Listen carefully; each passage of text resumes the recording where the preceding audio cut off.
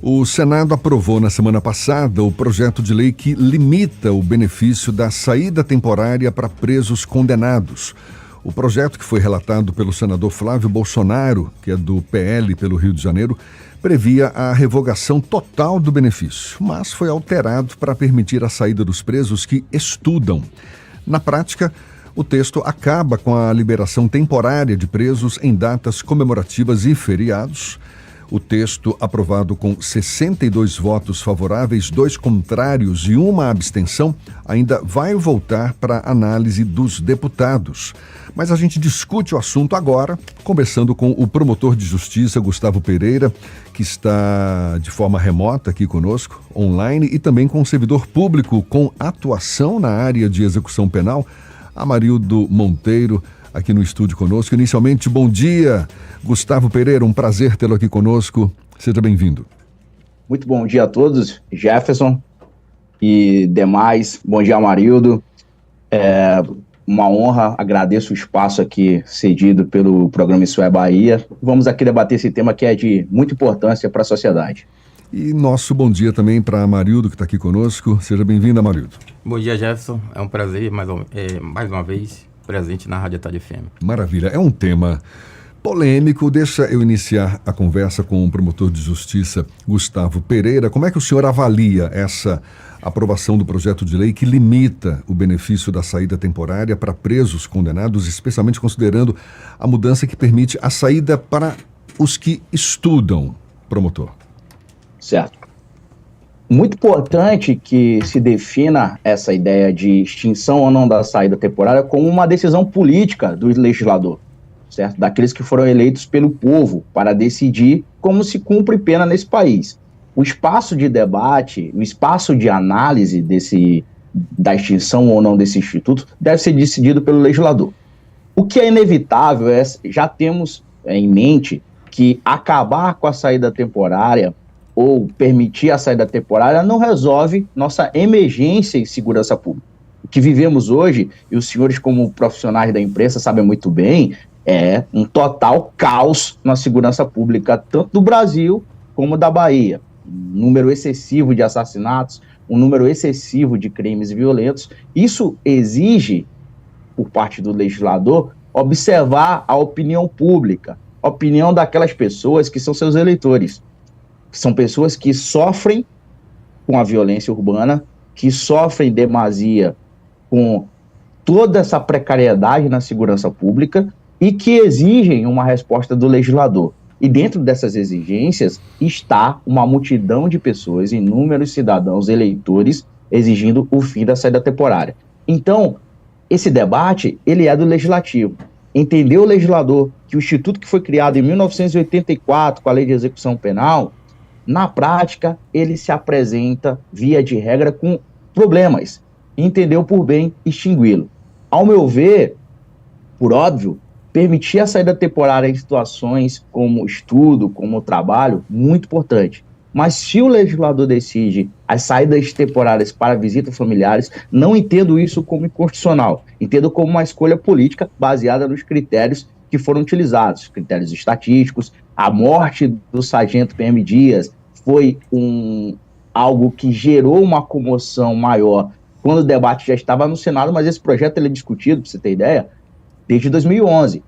Desde 2011, a Câmara já tenta acabar com as saídas temporárias. Por isso, entendo que é válido o debate, é experimental isso, obviamente, se vai dar certo, se vai ter uma repercussão positiva ou negativa, só o tempo vai dizer. Deixa eu saber agora do Amarildo Monteiro, que é servidor público, atua na área de execução penal. Qual a sua perspectiva sobre essas mudanças propostas nesse projeto de lei em relação às saídas temporárias? Por exemplo, você acredita que essa medida contribui para a ressocialização dos presos? É uma boa pergunta, Jefferson. Eu sim acredito que a saída temporária ela contribui para a ressocialização, né? O Brasil adota o sistema progressivo da pena, né? Desde 84, em que o preso condenado num regime fechado, ele progride para um regime menos gravoso, que é o semiaberto, né? E o semiaberto ele pode usufruir da saída temporária e também trabalho externo. Saída temporária essa para visita à família. Restringindo esse benefício, penso eu, talvez ser esse projeto inconstitucional, porque a saída temporária restringida se assemelhava ao regime fechado, porque menos de 1% da população hoje privada de liberdade que sai consegue emprego. Então seria muito difícil hoje no regime semiaberto conseguir a oferta de emprego para essas pessoas. Então, na minha opinião, esse projeto ele corre sério risco de ser declarado inconstitucional pelo Supremo Tribunal Federal. Deixa eu devolver para o promotor Gustavo Pereira. O senhor concorda? Essa restrição pode impactar o sistema prisional em que nível, na sua avaliação? Certo. Primeiro ponto que a gente tem que definir é o seguinte: as pessoas que já estão privadas de liberdade por crimes praticados antes do fim da saída temporária, elas não vão perder esse direito, certo? A lei, ela tem uma lei de natureza penal, então ela vai ser para aquelas pessoas que eventualmente praticarem novos delitos após a incidência da extinção ou não dessa nova lei que está sendo discutida de volta agora na Câmara. É necessário se ter em mente que ninguém está dizendo que a saída temporária ela não significa algo positivo na vida daquele cumpridor de pena, certo? Daquela pessoa que está privada da liberdade. O que se está dizendo aqui é que o legislador, avaliando as situações, por exemplo, em 2023, dos 120 mil pessoas que saíram de saída temporárias, 5 mil e poucas se evadiram, não voltaram, chegaram atrasados.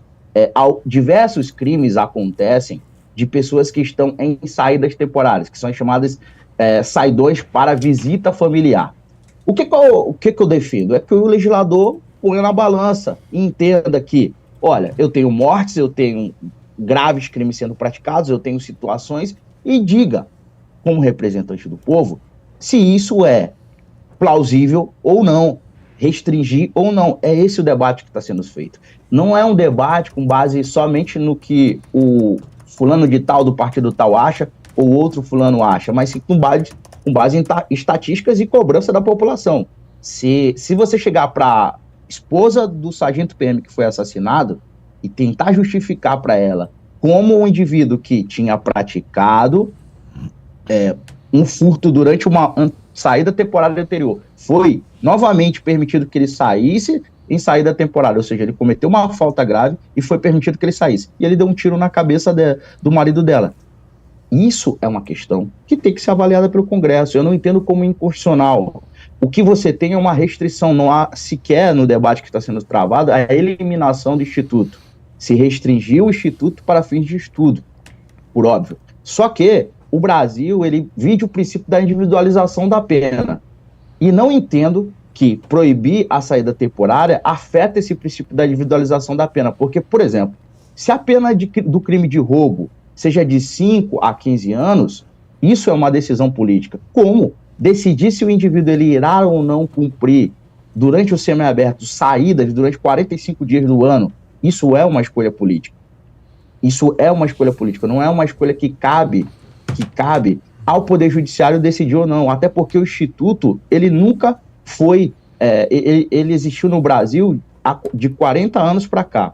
Em 40 anos a criminalidade mudou, a criminalidade é outro tipo de criminalidade, os crimes que são praticados com violência grave e ameaça são maiores, são mais danosos, e compete a quem decidir? Aos representantes do povo, como reprimir ou não reprimir tais crimes. Vamos lá, Jefferson. Bom dia, promotor Gustavo Pereira, Marildo, Ernesto aqui falando. O Brasil tem a terceira maior população carcerária do mundo. E me parece que quase metade das pessoas que estão hoje em presídio nunca pararam na frente de um juiz para ter uma pena definida, né? São prisões temporárias, provisórias, etc. E, portanto, a saída temporária não se aplica, mesmo na legislação atual, essa mudança não se aplica a esse contingente, confere? Com certeza. Na verdade, a saída temporária, caso ela seja restringida para a visita à família, como o professor Gustavo acabou de mencionar, seria para aquelas pessoas que praticaram o crime da legislação. Estão cumprindo sentença. Isso, exatamente. Esses que já estão no curso da saída temporária, que já gozam desse direito, eles continuarão ainda, né, porque a lei anticrime, que entrou em vigor no dia 23 de janeiro de 2020, ele trouxe uma restrição apenas para crime hediondo com resultado morte. Então essa é a única hoje restrição para a saída temporária para visita à família para crimes hediondos com resultado morte. É que não resta dúvida que quem tem que dizer como não é o legislativo. Sim, quem tem que legislar é o legislativo. E está se discutindo muitos conflitos entre poderes aqui. A minha preocupação, promotor, é quando esse tipo de decisão é tomada sob o clima de comoção, porque é evidente que ninguém vai convencer a viúva do PM assassinado de que vale a pena. Agora, eu pergunto se o problema está na legislação e como a legislação atual é aplicada, né? Porque quando acontece um fato desse, gera uma comoção nacional, é óbvio que a gente compreende o porquê gera uma comoção nacional, mas o que a estatística diz sobre esse instituto? Ele ajuda mais, porque a finalidade de encarcerar uma pessoa é esperar que a pena reeduque, ressocialize e tenha condição de, depois da pena, voltar alguém em condição de conviver com a gente. Então, esse instituto, ele ajuda mais nesse sentido ou ele nos expõe, deixa a gente mais exposto à violência por conta desse tipo de situação? Eu estou falando isso porque caso a caso. A gente lembra que recentemente, Jefferson, a gente leu aqui a notícia sobre mais uma negativa do CNJ sobre o desembargador Luiz Fernando Lima, que foi afastado por ter concedido um benefício semelhante para um elemento perigoso de uma grande organização criminosa aqui e que saiu com o pretexto de cuidar do filho autista, né? Ou seja, é ruim a lei que diz que uma criança autista precisa da atenção do pai, ainda que o pai seja um elemento envolvido com atividade criminosa, ou o que a gente deve fazer? Porque o sistema prisional está comprovado, ele não veda as pessoas lá dentro, de lá de dentro se toca o terror, precisa funcionar aquilo para melhorar um pouquinho essas pessoas. Esse instituto, Amarildo e promotor, afinal de contas, isso é uma ameaça para a sociedade ou é alguma coisa que pode ajudar no propósito de ter o sistema prisional, que é melhorar as pessoas? Vamos lá. No ano de 2023, são dados da fonte aberta da Secretaria Nacional de Políticas Penais, houve autorização de 252.803 saída temporária. Desse total, evadiram do sistema 14.708, que dá um total de 5,81%. Ou seja, mais de 94% eles saem e retornam para a unidade prisional sem a prática de delito. E desses 14.708, apenas 10% cometem crimes. Então, para mim, baseado nesses dados estatísticos, o número de pessoas que cometem delito no curso do benefício é pequeno. Porque se essas pessoas não saírem de saída temporária, eles vão sair em algum momento, seja de progressão de regime, seja de livramento condicional, que também praticam delitos no curso desse benefício. A questão da inconstitucionalidade, que creio eu que deve ser declarada pelo STF, a lei de crimes hediondos, que ela entrou em vigor no ano de 90, ela proibia a progressão de regime, ela proibia a liberdade provisória. E apenas 16 anos depois, em 2006, o Supremo Tribunal Federal julgou um habeas corpus impetrado por um preso que declarou o parágrafo da lei de crimes hediondos inconstitucional por conta do princípio da individualização da pena. Nós não podemos, com esses dados aqui, são comprovados, né, que as pessoas saem e cumprem em detrimento de um número menor. É claro que a gente sensibiliza com a situação da morte do Sargento Dias de Minas Gerais. Inclusive, se a lei for aprovada, ela vai denominar Lei Sargento Roger Dias, em homenagem a esse trágico episódio que aconteceu no estado de Minas Gerais. Promotor Gustavo Pereira, por favor, pode se posicionar também. O primeiro ponto que a gente tem que definir quando a gente fala o Brasil é a terceira maior população carcerária. O Brasil, dos poucos países do mundo onde tem sistema progressivo de cumprimento de pena. Quando a gente fala em população carcerária, né, a gente tem que definir, diferenciar isso aí. Existe um livro que é muito importante, que é o Mito do Superencarceramento em Massa no Brasil.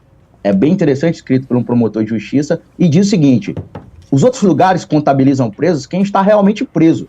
No Brasil, se contabiliza preso quem está em regime aberto, quem está em casa, certo? Então, quem está, e isso gera uma diferenciação. Quando a gente vai colocar no papel quem está efetivamente preso, nossa população carcerária vide por ali pela 25ª, 26ª população carcerária do mundo. O que a gente não pode negar é que nós vivemos um cenário de superlotação, ou seja, ainda não há vagas suficientes para a demanda que nós temos. Isso é um problema sério que deve ser resolvido pelo Executivo, e não nego isso. Agora, dizer que a gente faz um encarceramento em massa, nós temos 40 mil assassinatos por ano, mais de 300 mil roubos, mais de 200 mil estupros, certo? Então, a proporção das prisões que estão aqui postas hoje é definitivamente uma consequência do cenário de crise e de segurança pública que a gente vive. Quando a gente fala da extinção do Instituto, por exemplo, o Amarildo ele traz um dado importante, 14 mil se evadiram, desses 14 mil, 10% cometeram o crime. Primeira coisa que a gente tem que ver, desses que se evadiram e desses que estavam em saída temporárias, o que foi descoberto, chama-se, a cifra que foi descoberta foi essa. A gente não sabe o que foi praticado, até porque não há controle nenhum. Se você falar, sai 120 mil presos de saída temporária, você conta nos dedos quem sai de tornozeleira eletrônica, até porque você não tem condição financeira no país de botar 120 mil tornozeleiras. Não há fiscalização. Não há fiscalização.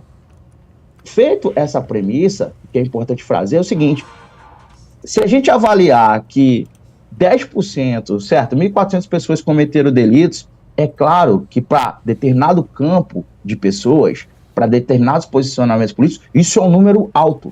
Para outras pessoas, isso é um número baixo. Então, como é que a gente vai avaliar políticas públicas com base em estatísticas que parte dessas estatísticas são cadáveres humanos? Agora... E não acontece isso de hoje. Para você ter ideia, a saída temporária, os senhores já viram esse debate inúmeras vezes. Toda vez que acontece uma morte ou um crime grave, um estupro, novamente se vira ao debate. Agora, Gustavo e também Amarildo, eu tenho visto algumas críticas em relação a essa decisão do Senado. Tudo bem que o assunto ainda vai ser discutido na Câmara dos Deputados mais uma vez, mas essa decisão de limitar a saída temporária não subverte o conceito de pena previsto no próprio direito criminal, tendo em vista que a sua função é exatamente de reinserir o réu na sociedade após cometer determinado delito? E não só isso, me parece que não há constatação por nenhum estudo ou pesquisa de que esse tipo de redução de direitos influencia na diminuição da criminalidade. O que o senhor tem a falar a respeito, senhor?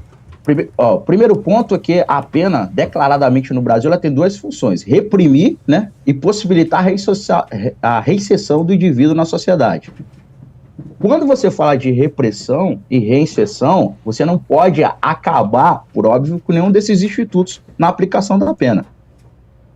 Então, o que o legislador ponderou? Ele pondera que não está havendo adequada repressão com a existência de 45 dias do apenado sair durante 45 dias divididos em 7 vezes ao ano, salvo engano, isso não está possibilitando adequada repressão, está possibilitando a reinteração criminosa. Essa foi a ideia trazida pelo legislador. Isso não quer dizer que o legislador ele está deixando, certo? Ele está deixando de ter compromisso com a reinserção. Ele só está dizendo que esse instituto que ele mesmo criou em 84, não está servindo para os fins que a pena almeja. É uma decisão política, é uma análise política. Ao meu ver, para determinados indivíduos há um funcionamento, certo? O instituto é importante. Para outros indivíduos é demonstrado que não é importante. É demonstrado também que o judiciário tem pouca responsabilidade na concessão das saídas temporárias, historicamente, pelo que se vê, e que não há fiscalização. Na prática, não há fiscalização daquele indivíduo, o que ele está fazendo durante a saída temporária. Pronto. Não tá, então, o que eu quero deixar claro é que o legislador ele não está abdicando do caráter associativo. E segundo, é que em nenhum momento foi dito no debate que está sendo posto pela Câmara e pelo Senado que isso vai resolver alguma coisa, resolver o problema de segurança pública. Só está dizendo que não se quer que pessoas em cumprimento de pena sejam novamente alçadas a praticar delitos durante esse cumprimento pelo Instituto da Saída Temporária. Existem outros institutos que possibilitam a reinserção social. Por exemplo, o livramento condicional, que já tem outros requisitos muito mais sérios e de tempo de pena para serem cumpridos. Amarildo. Vamos lá. O que eu volto aqui a dizer, inclusive esse projeto de lei, na verdade, quando ele é oriundo da Câmara dos Deputados, né, ele restringe por completo a saída temporária, aprovado no ano passado.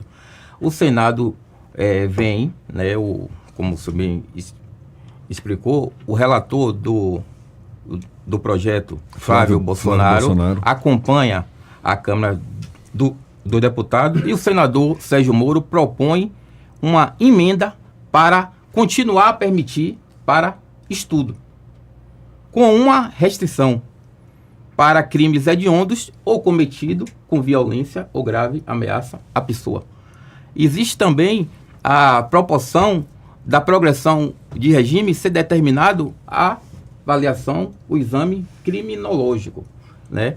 Então, o que ocorre nessas searas aqui é que nós vivemos, como o senhor mesmo falou, o artigo 1º da Lei de Execução Penal já se inicia falando da reintegração do condenado. Então, qual seria o sentido do regime semiaberto sendo restringida a saída temporária, né? Seria a mesma coisa do regime fechado.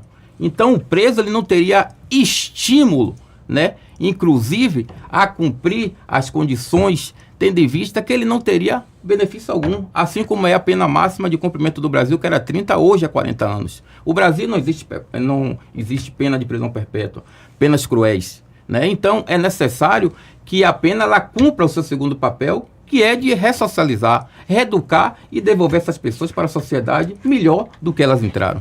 Para a gente encerrar, estamos conversando aqui com o promotor de justiça Gustavo Pereira e também com Amarildo Monteiro, que é servidor público que atua na área da execução penal, e você citou agora, Amarildo, a questão da necessidade de exame criminológico, não é isso? Isso está previsto nesse projeto de lei.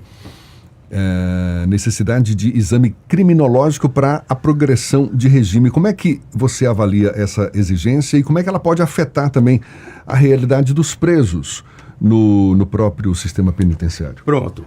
Na verdade, eu defendo o aperfeiçoamento sempre da legislação, né? Do jeito que está hoje, ela precisa realmente de mudanças. O exame criminológico, né, ele vai ser, se aprovado, um requisito para que o preso alcance um regime menos gravoso, do fechado para o semiaberto e do semiaberto para o aberto, que hoje nós não temos no Brasil estabelecimentos penais para regime aberto. Então a prisão, quando ele progride para o semiaberto, é convertida em prisão domiciliar. Por exemplo, o trágico assassinato do Sargento Dias, né?